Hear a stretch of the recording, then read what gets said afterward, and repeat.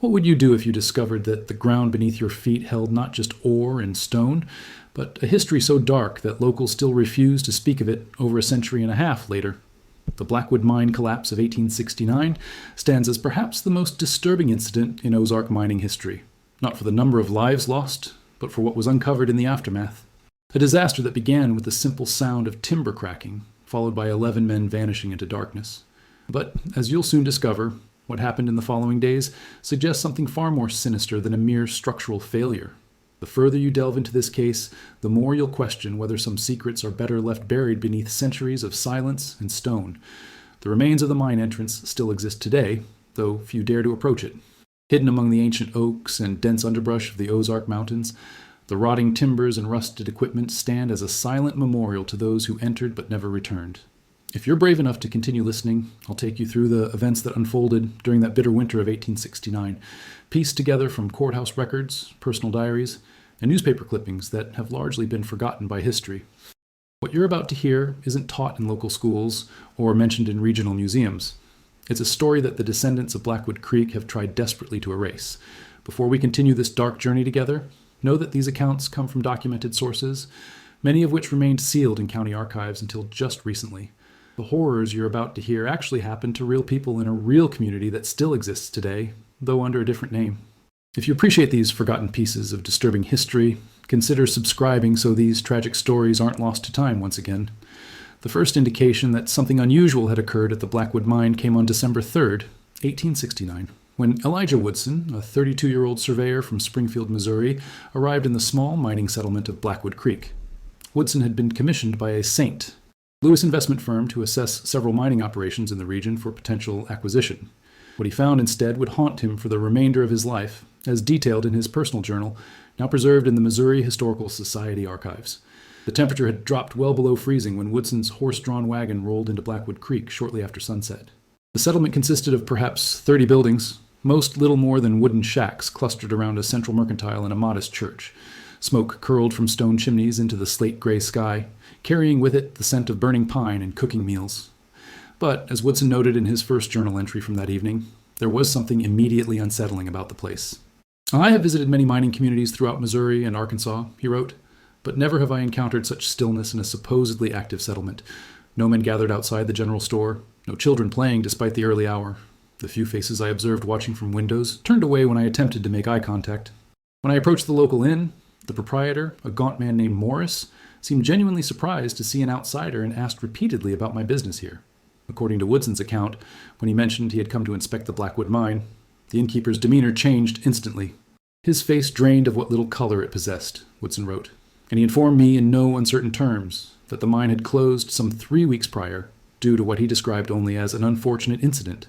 When pressed for details, he claimed ignorance and suggested I speak with the mine's owner, Edgar Blackwood, in the morning." That night, Woodson recorded being unable to sleep due to what he described as persistent scratching sounds from within the walls of his room, which he initially attributed to mice or rats.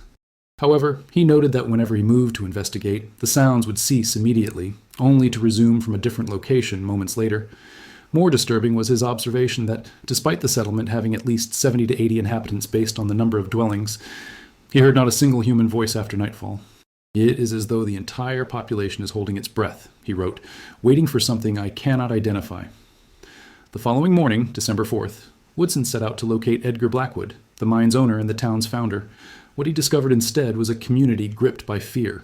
The few residents he encountered on the muddy main street refused to meet his gaze or acknowledge his greetings. When he explicitly asked about Blackwood's whereabouts, they quickened their pace or simply turned and walked in the opposite direction.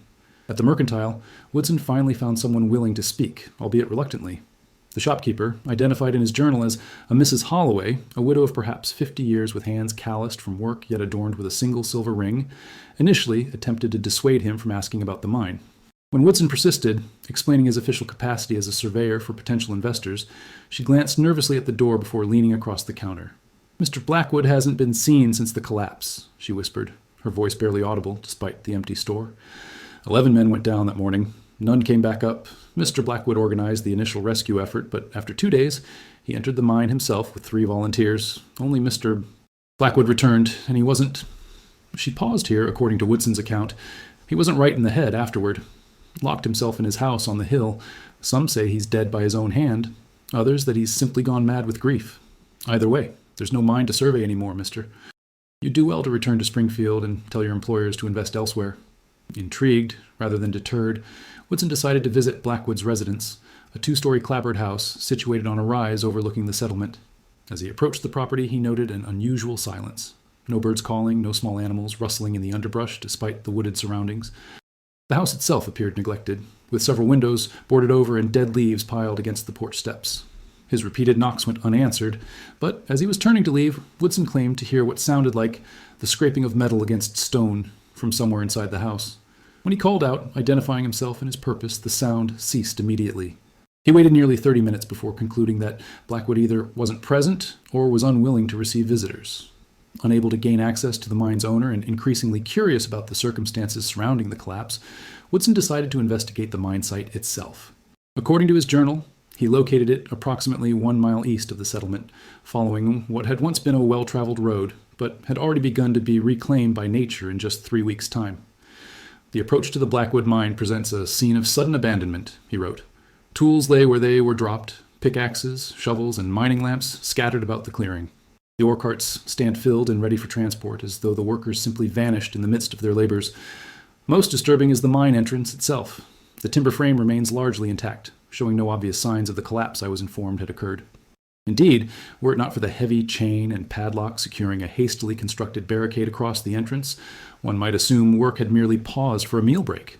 Woodson recorded circling the area, noting with professional interest that the geological formation suggested the mine had been dug into what appeared to be a naturally occurring cave system, expanded and reinforced for mineral extraction. He observed several air shafts, all of which had been deliberately filled with rocks and debris. This struck him as unusual, as ventilation would be essential should mining operations resume. As he completed his circuit of the clearing, Woodson made a discovery that would alter the course of his investigation. Partially concealed beneath fallen leaves beside a large oak tree at the edge of the clearing, he found a leather-bound journal. The first page identified it as belonging to Thomas Jenkins, one of the miners who had entered the Blackwood mine on the morning of November 12, 1869, and never emerged. The journal's final entry, dated the morning of the collapse, contained details that Woodson found both confusing and deeply unsettling. Jenkins had written, "Dreamt of the chamber again last night, 3rd time this week. Always the same, the black water, the stone altar, the markings on the walls that seem to shift when not directly observed. Blackwood insists we continue deeper, despite Richardson's warnings about the unusual density readings. Something isn't right about that section. The air feels heavy there, and several men have reported hearing voices when working alone. Hawkins swears he saw something moving in the water yesterday, though there couldn't possibly be fish so far underground. I've worked mines from Colorado to Pennsylvania and never experienced anything like this oppressive atmosphere. Were it not for the exceptional silver content of the ore, I doubt any man would continue. Blackwood seems possessed by something beyond mere greed. I've seen him, standing alone in the deeper tunnels, whispering to the walls. If we break through to that chamber today as planned, I pray whatever waits there is worth the growing sense of dread that accompanies our descent." The journal entry ended there, presumably written shortly before Jenkins departed for his final shift at the mine.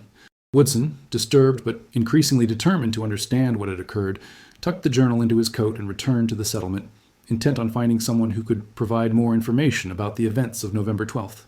His persistence led him to the home of Dr. Samuel Pierce, the settlement's physician. Initially reluctant, Pierce eventually agreed to speak with Woodson after being shown Jenkins' journal. According to Woodson's account, the doctor appeared significantly aged beyond his stated 45 years, with hands that trembled noticeably as he poured them each a generous measure of whiskey. "I was the first one called to the mine after the collapse," Pierce said, his voice hoarse. "Not that there was anything medical to be done. The entrance remained largely accessible, but approximately 50 yards in, the tunnel had completely sealed itself. No debris visible from our side, just solid rock where a passage had been only hours before. It was as if the mountain had closed like a fist. When Woodson inquired about rescue efforts, Pierce's expression darkened. We tried, of course. For 2 days, men worked in shifts, attempting to clear a path. The strange thing was..." He paused here, according to Woodson, staring into his whiskey glass as though debating whether to continue. "The strange thing was the sounds. Those working the excavation reported hearing the trapped men. Not shouts for help or the expected sounds of distress, but singing, low rhythmic chanting from beyond the rockfall. And, occasionally, laughter." The doctor went on to describe how on the 3rd day, Edgar Blackwood, who had been increasingly erratic since the collapse, arrived at the rescue operation with 3 volunteers, James Holloway, the shopkeeper's son, Frederick Muller, a German immigrant who had worked as the mine's blasting expert, and Reverend Isaiah Thorne, the local minister. According to Pierce, Blackwood claimed to know of another entrance to the deeper sections of the mine through the natural cave system, one that might bypass the collapse. They entered at dawn, Pierce said. We were instructed to wait 24 hours before considering further action. 26 hours later, only Blackwood emerged, alone, and Pierce struggled for words. Transformed. His clothes were saturated with water despite there being no rain, and with something darker that I initially took to be mining dust or mud. It was only when I attempted to examine a wound on his forehead that I realized his garments were stiff with dried blood, far too much to be solely his own. When asked about the others, he simply stated, "They've joined the congregation." He refused to elaborate and has not spoken a single word since. What Woodson learned next from Dr. Pierce would connect the strange events at the mine to a history far more disturbing than a simple structural collapse. According to Pierce, the land where Blackwood had established both the settlement and the mine had a troubling reputation among native Osage people, who called the specific mountain Wazaje Nikashiga, roughly translated as the place where water takes man. Pierce explained that before Blackwood purchased the land in 1864, an earlier attempt at settlement in the 1830s had been abandoned after a series of disappearances. According to local legend, 7 members of a frontier family named Corbin had vanished within the span of a month, each last seen heading toward a spring that emerged from the base of the mountain, the same mountain that Blackwood would later mine. What Blackwood discovered in 1867, Pierce continued, his voice dropping to nearly a whisper despite them being alone, was that the spring was merely the outflow of an extensive underground water system that permeated the cave network within the mountain. And within those caves, he found something else. Silver deposits, richer than any previously documented in the region, yes, but also evidence of previous human presence. Ancient presence. According to Pierce's account, which Woodson meticulously recorded, Blackwood had encountered a large chamber deep within the mountain during his initial explorations. This chamber contained what appeared to be a ceremonial site of unknown origin, stone structures arranged around a perfectly circular pool of black water. The walls were covered with markings that Blackwood had initially assumed to be indigenous pictographs, but later concluded were unlike any known Native American symbolism. He became obsessed with the chamber, Pierce said, began studying obscure texts corresponding with archaeological societies in Europe. The mine was productive, extraordinarily so, but it seemed almost secondary to his growing preoccupation with what he called the congregation beneath. He spoke of voices from the water, of promises made in dreams. Many of us attribute it to the pressures of managing the operation, perhaps even the effects of mineral toxicity from the mine itself. Now, I wonder if whatever claimed those 11 men in November, and later Holloway, Muller, and Reverend Thorne, had already taken possession of Blackwood long before. What they found next would change everything about Woodson's understanding of the Blackwood incident, and indeed call into question the very nature of the disaster itself. Following his conversation with Dr. Pierce, Woodson became convinced that the mine collapse was either a deliberate act, or perhaps more disturbing, a fabrication meant to conceal something else entirely. On December 5th, despite warnings from both Pierce and Mrs. Holloway, Woodson returned to Blackwood's residence with the intention of confronting the mine owner directly. Finding the house still seemingly abandoned, he made the controversial decision to enter without permission, justifying it in his journal as necessary for his investigation. The interior of the Blackwood residence presents a scene of profound disorder, he wrote. Furniture overturned, personal effects scattered across floors, and most walls covered with what can only be described as obsessive writing, calculations, fragments of text in Latin and another language I cannot identify, and crude reproductions of the symbols Dr. Pierce described as being present in the underground chamber. The air is heavy with the scent of mildew and something more pungent that brings to mind the copper-like smell of freshly spilled blood. On the second floor, Woodson discovered what appeared to be Blackwood's study, relatively untouched amid the chaos of the rest of the house. Here, he found stacks of correspondence between Blackwood and various archaeological and anthropological societies, primarily in Germany and Austria. Most significant was a leather portfolio containing detailed maps of the mine's tunnels, including several passages that extended far beyond what would be practical for ore extraction. These maps revealed that the mine's primary purpose, at least in its deeper sections, appeared to be accessing a series of natural chambers within the mountain rather than following mineral veins. The chamber that Jenkins had mentioned in his final journal entry was clearly marked on these maps, labeled not with mining terminology, but simply as the sanctuary. Most disturbing was a leather-bound volume that Woodson found locked in Blackwood's desk drawer, which he admittedly broke open. The book, written in Blackwood's increasingly erratic handwriting, detailed his communications with what he referred to as the dwellers in the black water, According to these writings, Blackwood believed he had discovered not just a physical location, but a doorway to what he described as the space between conventional realities. The entities speak through vibrations in the water, Blackwood had written. They have shown me visions of what waits beyond, a congregation of minds freed from individual consciousness, existing in perfect communion. They require physical vessels to extend their influence beyond the water, to prepare more doorways. They have promised me knowledge beyond human comprehension if I deliver what they require. The 11 I have selected based on their receptiveness to the preliminary mental preparations will be sufficient to begin. This passage suggested something far more deliberate than an accident. It implied that Blackwood had intentionally selected 11 specific miners for some kind of sacrifice or conversion. Woodson noted that the date of this entry was November 10th, 1869, just 2 days before the alleged collapse. Further pages detailed ritual preparations, including specific arrangements of silver ore around the underground pool and inscriptions to be carved into the stone altar at precise astronomical alignments. Blackwood's writings became increasingly incoherent, mixing technical mining terminology with phrases in Latin and references to the blessed transformation and glorious dissolution. The final entry, dated November 15th, read simply, "It is done. 11 have been united with the water. The voices are stronger now, present even without direct contact with the pool. Holloway, Muller, and Thorne have agreed to accompany me tomorrow for the secondary offering. Once completed, the way will be prepared for the larger congregation. All of Blackwood Creek will ultimately join the communion beneath." However, there was one detail no one dared to mention in any official record: what exactly had been discovered in the mine during the initial excavation that preceded the so-called collapse. According to documents Woodson uncovered in a hidden compartment beneath Blackwood's desk, geological surveys conducted in early 1868 had revealed not just silver deposits, but anomalous formations that defied conventional explanation. One report, prepared by a geologist from Washington University in St.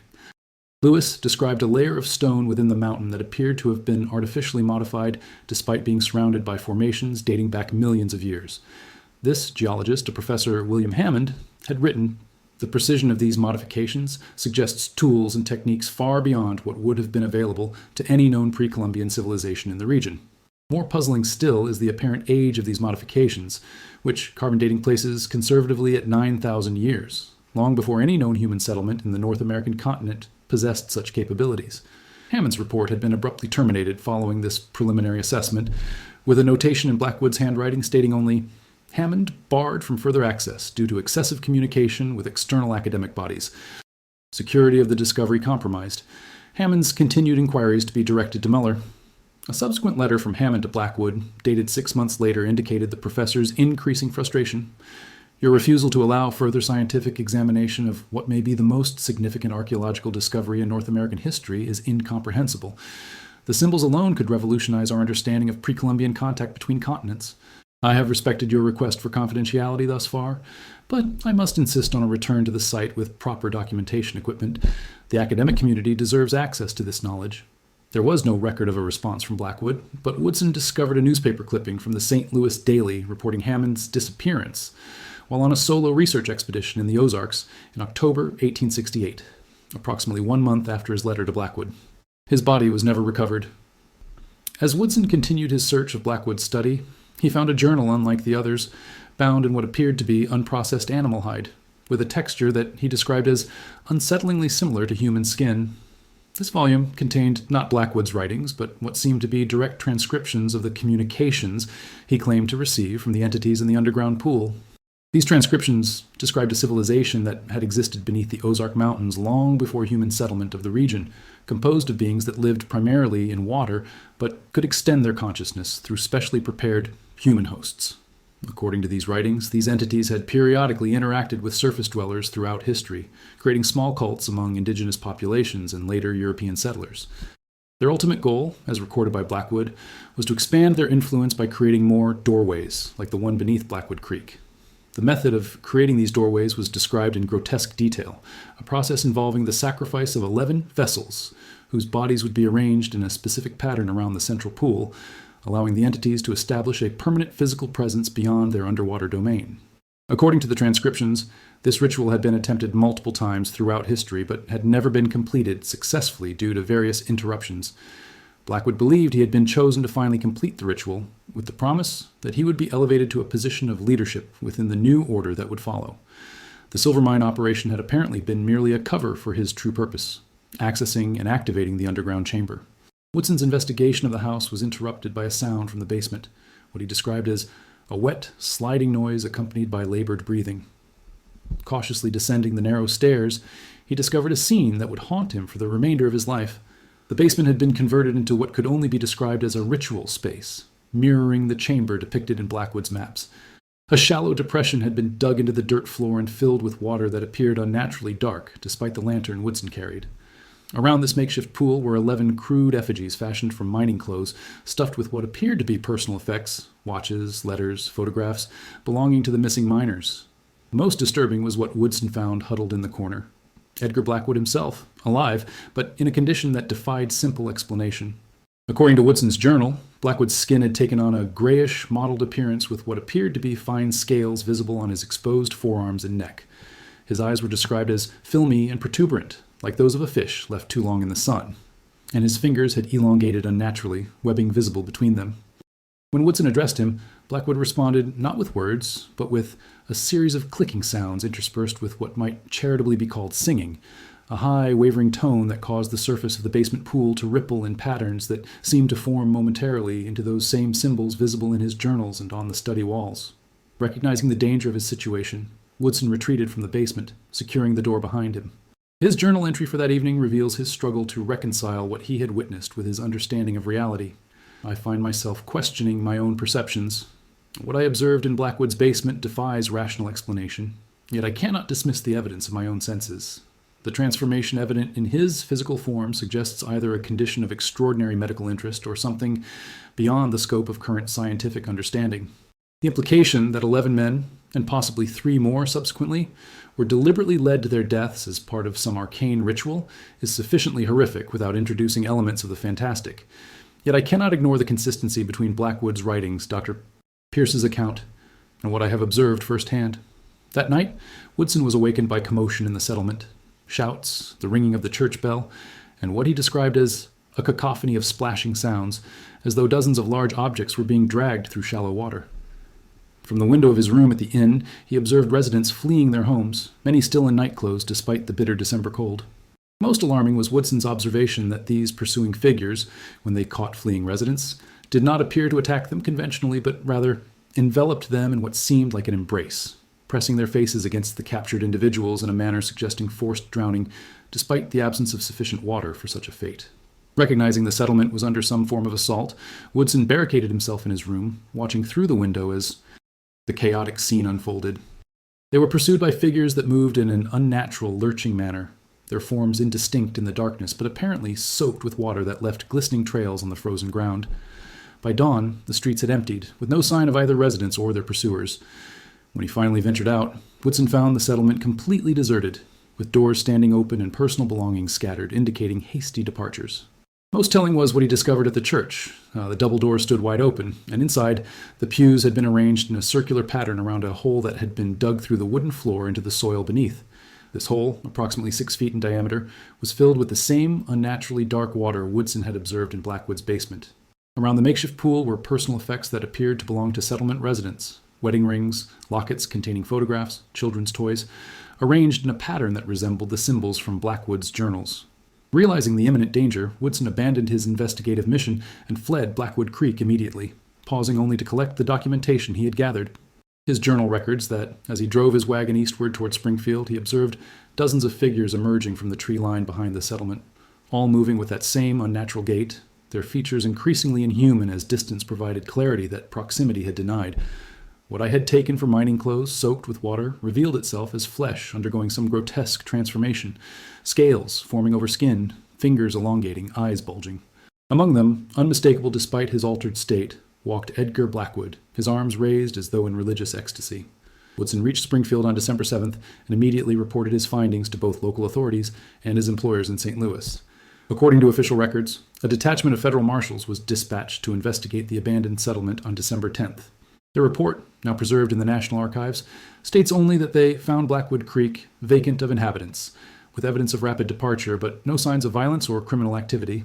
The mine itself was inspected and determined to have collapsed, rendering it inaccessible and commercially unviable. No mention was made of the ritualistic arrangements Woodson had described, the modified church, or the unnatural pool. Indeed, the official report contradicted Woodson's account by stating that the church was found intact with no modifications to its original structure. Similarly, Blackwood's residence was described as abandoned but orderly, with no evidence of the extensive writings or unusual documentation reported by the surveyor Woodson. What happened next suggests a deliberate effort to suppress Woodson's findings. Upon his return to St. Louis, he discovered that his employers had no record of commissioning his survey of Blackwood Creek. His position with the firm was terminated, officially for unauthorized absence and misrepresentation of company business. When he attempted to publish his account in the St. Louis Daily, the editor declined, citing concerns about potential libel against the established mining interests of the region. Increasingly desperate to have his experiences acknowledged, Woodson contacted Professor James Monroe at Washington University, a colleague of the missing Professor Hammond. According to correspondence preserved in Monroe's personal papers, Woodson sought academic validation of the symbols he had documented from Blackwood's home in the underground chamber. Monroe's initial response expressed interest, particularly given Hammond's unexplained disappearance, but subsequent letters revealed a rapid cooling of this interest. The final letter from Monroe to Woodson, dated January 15, 1870, stated simply, "Upon consultation with university administration and certain governmental representatives, I must terminate our correspondence regarding the Blackwood matter. I would strongly advise you to cease your inquiries and destroy any documentation in your possession. Some matters are best left unexplored, Mr. Woodson, for the security of all concerned." Despite these warnings, Woodson persisted in his efforts to document what he had witnessed. According to postal records, however, many of these pamphlets were never delivered, having been intercepted under the authority of the Comstock Act, ostensibly for containing obscene material harmful to public morality. The few surviving copies of this pamphlet reveal additional details not included in Woodson's journal, including sketches of the symbols he had observed and more explicit descriptions of the physical transformations he claimed to have witnessed in Blackwood and the settlement residents. He self-published a pamphlet titled The Subterranean Horror of Blackwood Creek in February 1870, printing approximately 100 copies, which he distributed to newspapers, universities, and private citizens throughout the Midwest. Most significant was his inclusion of what he believed to be the ultimate purpose of the dwellers in the Blackwater, the creation of a network of these doorways throughout the Ozark region, using converted human hosts to establish new settlements centered around similar underground pools. Woodson's final documented communication was a letter to his sister in Massachusetts, dated April 3, 1870. In it, he expressed growing paranoia, claiming to be followed by men who appear normal at a distance, but whose movements betray something fundamentally inhuman beneath their attire. He reported finding small pools of black water in his home despite having no explanation for their appearance, and described increasingly vivid dreams of a vast underground lake populated by entities that speak directly into my mind, promising revelations if only I would join their congregation. 3. Days after writing this letter, Elijah Woodson disappeared from his St. Louis apartment. A police report notes signs of a struggle and a substantial amount of water on the floor, despite no evident source. He was never found, and the investigation was officially closed after just 2 weeks. The settlement of Blackwood Creek was never reestablished. Modern maps show the area as uninhabited forest land within the Mark Twain National Forest. Geological surveys conducted in 1954 make brief mention of extensive cave systems deemed hazardous and unsuitable for public access, with no reference to the mining operation that once existed there or the settlement it supported. However, there was one detail that remained hidden until very recently, when digitization of Arkansas territorial water management records revealed a disturbing pattern. Specifically, springs and wells throughout the Ozarks began producing water with unexplained properties. Unusual mineral content, slight phosphorescence when agitated, and most concerning, elevated levels of an unidentified organic compound that one report described as similar in composition to human cellular material, but fundamentally altered at the molecular level. These changes spread outward from the Blackwood Creek area in a roughly circular pattern over the following decades, eventually affecting water sources across 3 states. Beginning in 1871, approximately 1 year after the Blackwood Creek incident, officials began documenting a series of unusual changes in regional groundwater. Public health officials repeatedly investigated but found no consistent explanation for these anomalies. More concerning were the medical reports from the same regions, which documented an unusual prevalence of physical abnormalities in both livestock and humans. Subtle but consistent changes to dermal texture, ocular structure, and skeletal development, particularly in the hands and feet. Perhaps most unsettling is the demographic data from these affected regions, which shows a gradual but significant shift in population movement. While rural areas typically experienced outmigration during the late 19th and early 20th centuries, the affected zones around Blackwood Creek demonstrated the opposite trend. a steady increase in small isolated settlements established near natural water sources, particularly springs emerging from underground cave systems. Census records show these settlements were predominantly populated by individuals with no previous connection to the areas, many unable to provide consistent information about their origins when questioned by census takers. One such census taker, William Garrity, noted in his 1890 report, "The residents of these new settlements exhibit a troubling uniformity in both physical appearance and manner of speech. They answer questions mechanically, as though reciting prepared responses, and demonstrate unusual resistance to providing detailed personal histories. Most concerning is their apparent physical similarity, despite claiming no familial relation: pale, slightly protuberant eyes, elongated fingers, and what appears to be a skin condition producing a faintly scaled texture on exposed areas. All express great devotion to what they refer to only as the congregation, and speak of joining with the water as their primary spiritual practice." By 1920, these unusual settlements numbered over 30 throughout the Ozark region, each centered around a church or meeting house invariably built directly over natural springs.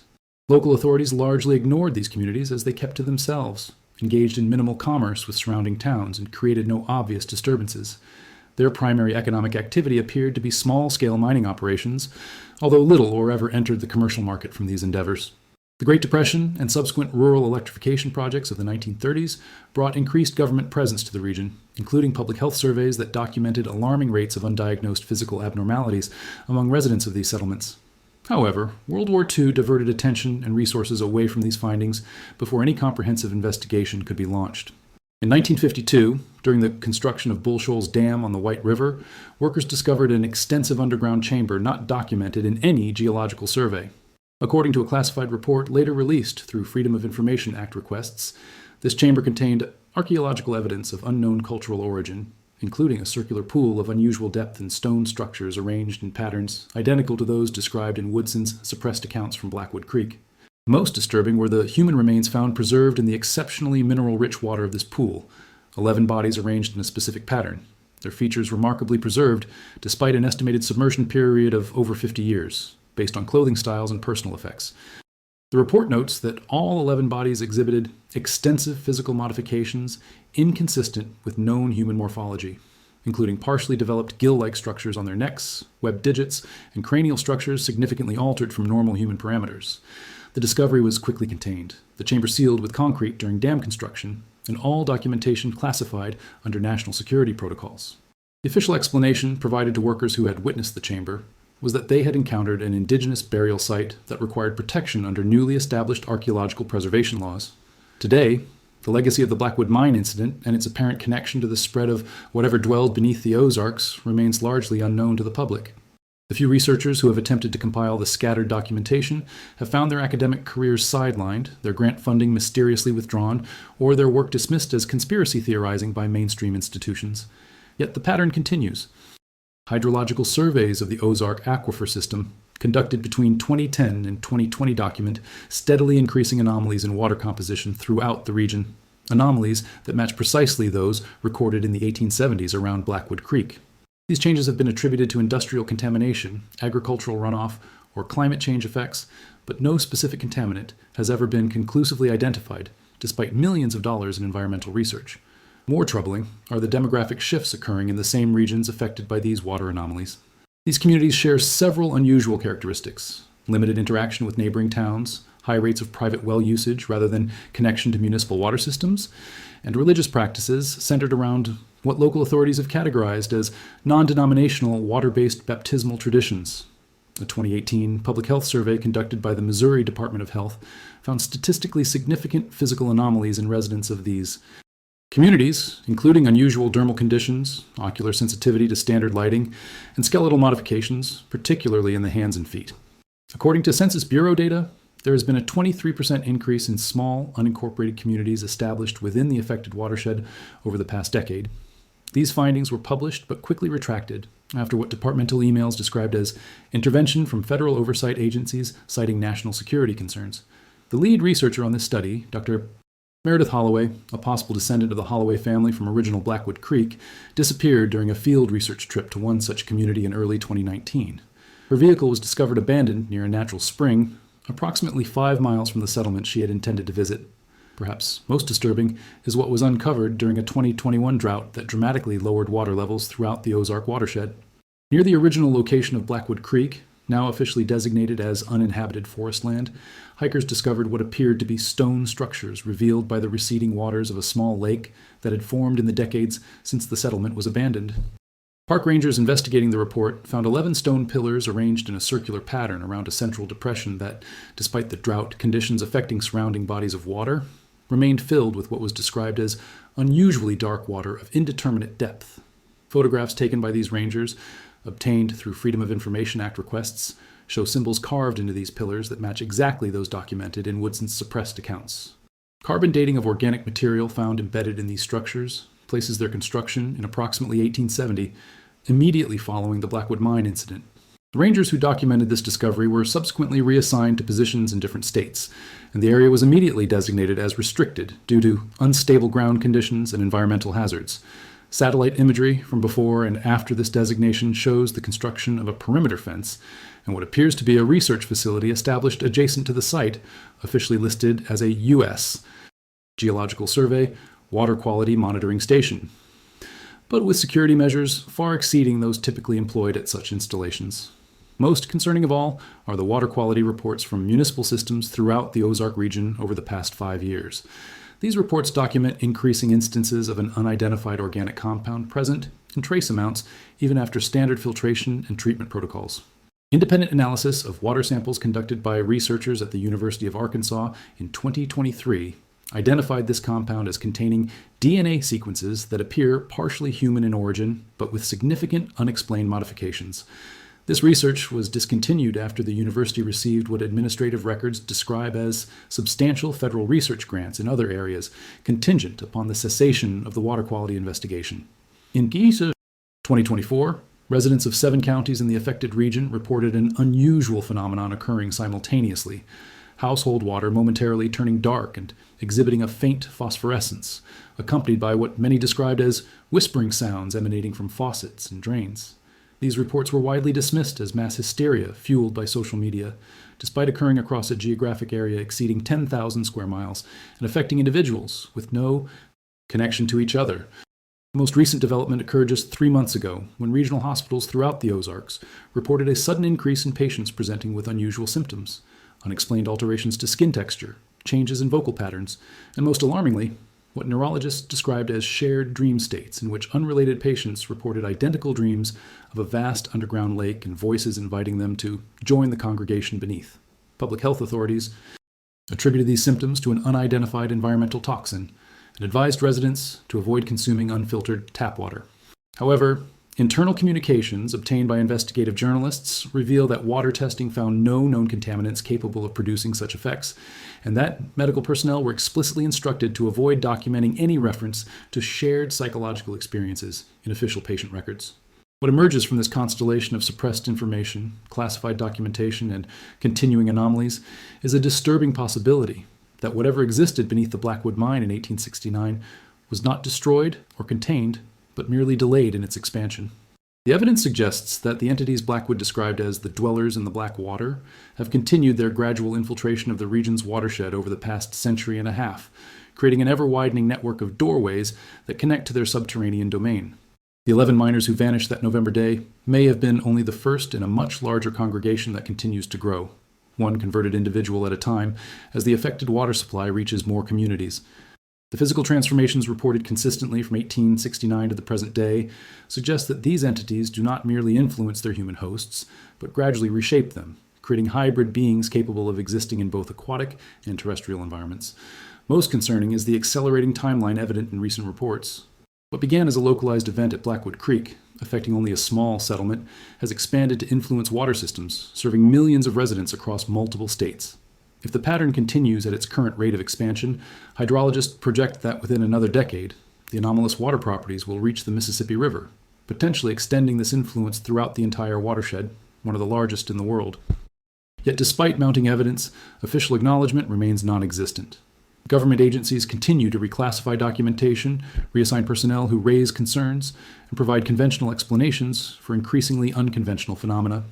The question remains whether this represents a systematic cover-up motivated by fear of public panic or something more disturbing, the possibility that influential individuals within these agencies have already been exposed to the affected water and now serve the interests of what Blackwood called the dwellers. For those living in the affected regions, particularly in the small, isolated communities that have proliferated around natural springs and wells, the transformation may already be underway. Census data shows unusually low outmigration rates from these settlements despite limited economic opportunities, as though residents feel compelled to remain near their water sources despite rational incentives to relocate. Genetic testing of affected populations has been conspicuously absent from public health initiatives in the region, despite being standard procedure for investigating potential environmental contamination. The few independent studies attempted have been consistently undermined through funding cuts, equipment failures, or regulatory obstacles. One researcher noted in private correspondence that tissue samples collected from affected individuals demonstrated highly unusual properties when submerged in water, including apparent cellular reorganization and the emission of unidentified chemical compounds. Perhaps most telling is the systematic removal of historical records relating to the original Blackwood Creek incident.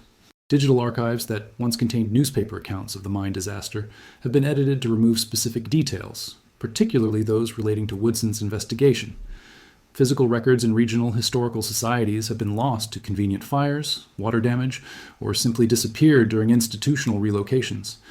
The deliberate erasure of this history suggests an organized effort to prevent connections being drawn between past events and current phenomena.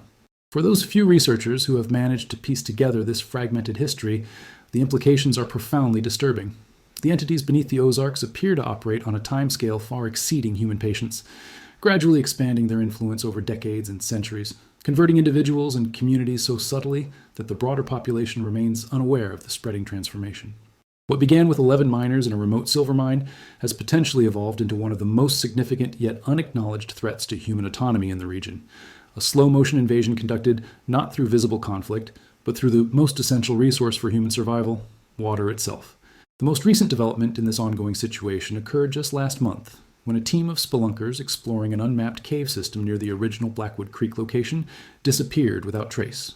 The search operation, initially extensive, was abruptly terminated after 3 days when federal authorities assumed jurisdiction, citing environmental hazards as the justification for ceasing rescue efforts.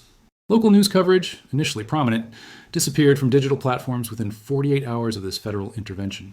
One member of the search team, speaking on condition of anonymity, reported discovering an underground chamber matching the description from Woodson's account, complete with stone altar and circular pool, before being ordered to evacuate by individuals identifying themselves as Department of Energy personnel, despite the department having no obvious jurisdiction over such operations.